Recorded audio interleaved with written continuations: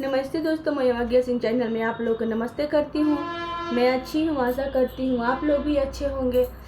मैं आप लोग के सामने एक बेटी का विवाह का गीत गा रही। पसंद है तो लाइक कीजिएगा, सब्सक्राइब कीजिएगा।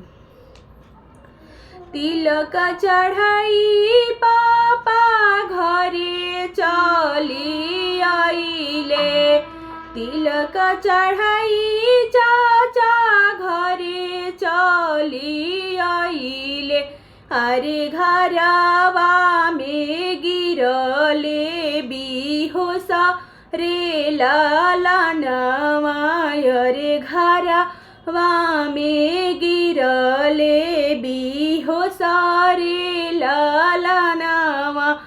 अपना रसोईया में से बोलाली हो कवन बेटी, अपना रसोईया में से बोलाली हो कवन बेटी। अरे काहे पापा गिरी ना भी हो सारे लालनवा, अरे काहे पापा गिरी ना भी हो सारे लालनवा।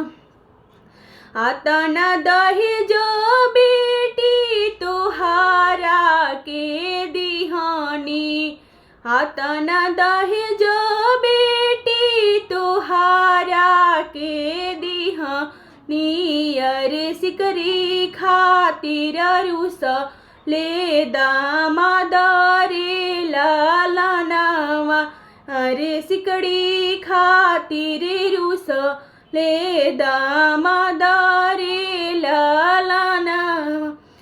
अतना दहेज पापा हमारा के दिहल, अतना दहेज चाचा हमारा के दिहल।